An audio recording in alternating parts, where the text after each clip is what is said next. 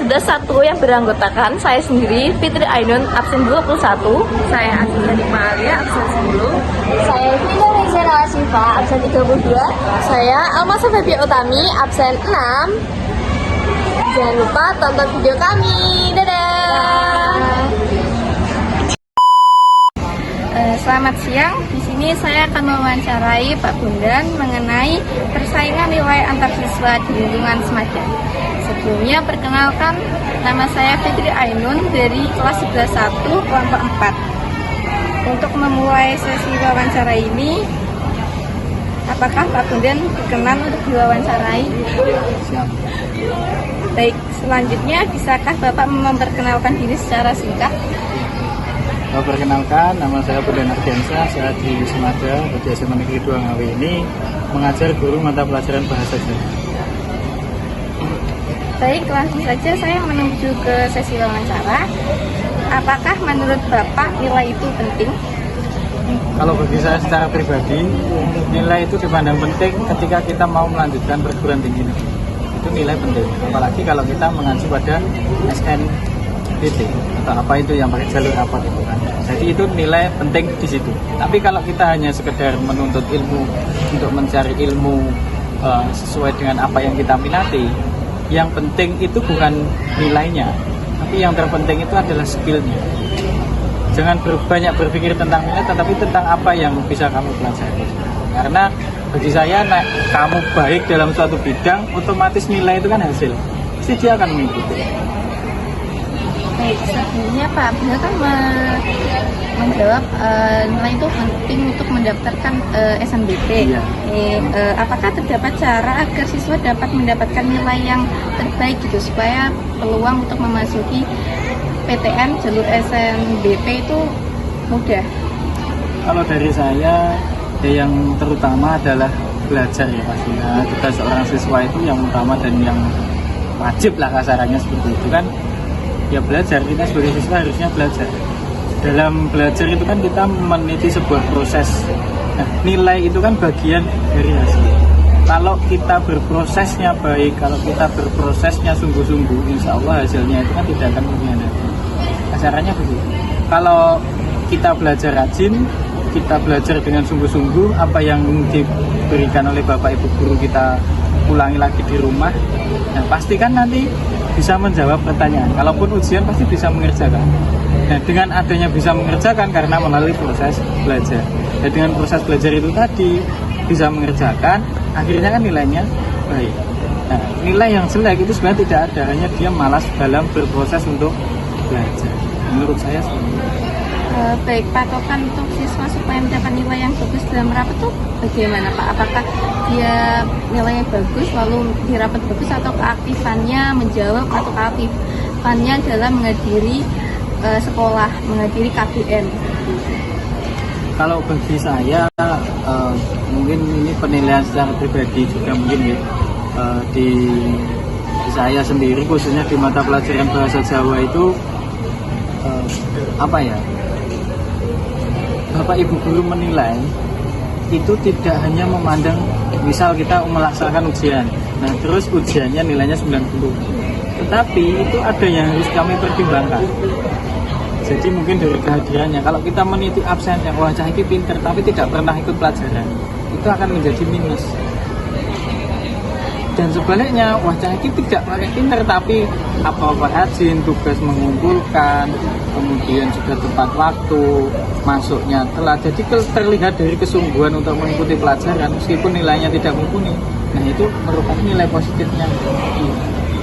Jadi tidak hanya pandai dalam nilai, tapi juga harus pandai dalam bersikap, pandai dalam mengatur waktunya.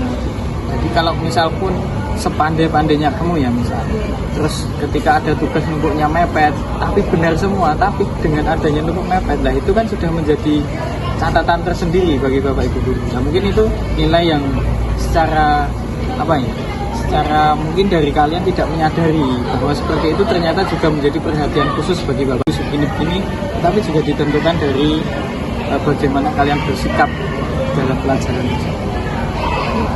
Baik, lalu nilai itu mempengaruhi perlakuan guru kepada murid atau tidak, Pak?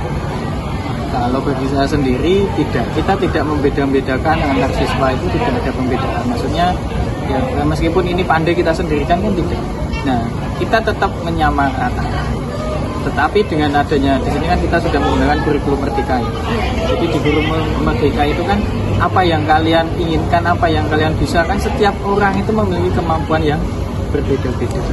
Mungkin dari situ Bapak Ibu guru itu lebih tahu, oh ini anaknya ini misal berkacamata, berarti kan tidak mungkin harusnya dia duduknya di depan untuk membantu apa? Biar penglihatan dalamnya kan jelas. Jadi nanti dia menangkap pelajarannya juga jelas.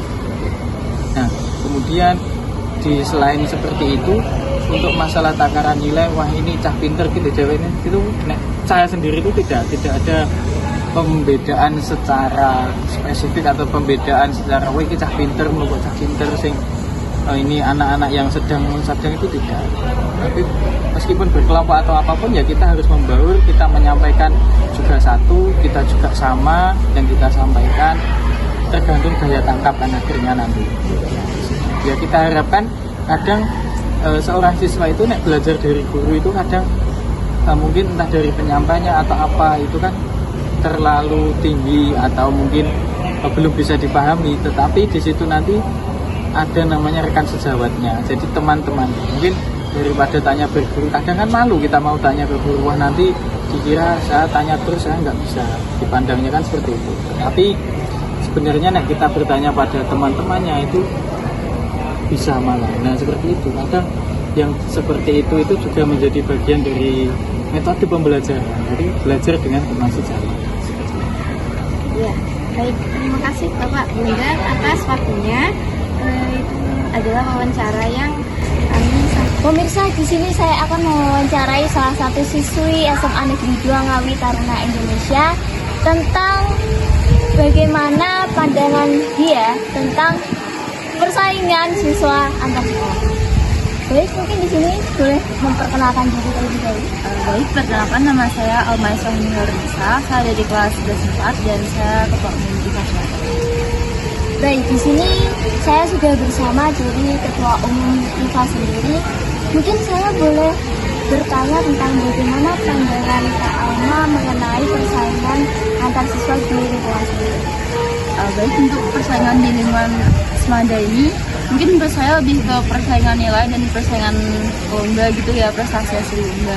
Nah karena kan kita jenjangnya udah jenjang SMA dan kita juga perlu persiapan dari dini, jadi kelas 10 itu kalau bisa kita punya strategi buat ambil ancang-ancang, kita bisa ambil nilai plus dari apa yang kita peroleh. Jadi misalnya nilai bagus terus hasil lomba kita buat masuk ke PTN. Baik, untuk masalah nilai sendiri mungkin bagaimana pandangan Kak Alma untuk siswa-siswi yang memperoleh nilai dengan cara yang salah, mungkin dengan mencontek atau lain sebagainya? Baik, menurut saya di era sekarang itu untuk mencontek kayaknya lebih kayak dinormalisasikan ya. Saya juga tidak tahu kenapa hal tersebut bisa dinormalisasikan, mungkin karena aspek dari guru itu mengajar mungkin yang lebih kayak sering menyepelekan. Mungkin kalau guru itu tahu kalau misal murid itu berpotensi buat contek, harusnya di situ punya kayak sikap yang lebih gitu buat ke murid itu yang sering nyontek. Baik, untuk dari gurunya sendiri mungkin bagaimana sikap dan tanggapan Kak Alma ketika ada guru yang lebih mementingkan siswa yang mungkin lebih unggul di kelas? Menurut saya kalau bisa jangan sampai ada gitu kalau guru memasukkan satu anak di sekian banyaknya anak di dalam sekolah, karena setiap anak itu punya potensi yang berbeda-beda dan itu tidak bisa disamaratakan, dan guru itu harus bisa melihat dari sudut pandang yang berbeda. Baik, mungkin dari Kak Alma sendiri kan ketua umum IFA ya, mungkin apakah ada merasakan persaingan dalam latar belakang dari ketua umum IFA? Kalau menurut saya persaingan saat menjabat sebagai ketua umum itu saya rasa nggak ada sih, karena itu kan juga persaingan sehat juga. Baik, Mungkin cukup sekian yang dapat saya tanyakan. Bisa disampaikan kesan-pesan tentang topik persaingan antar siswa ini?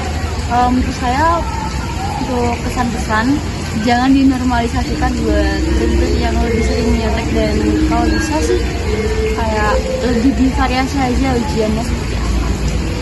Baik, terima kasih Kak Alma. Sekian dari saya yang sudah mewawancarai dari Ketua Umum FIFA sendiri. Sekian, wassalamualaikum warahmatullahi wabarakatuh.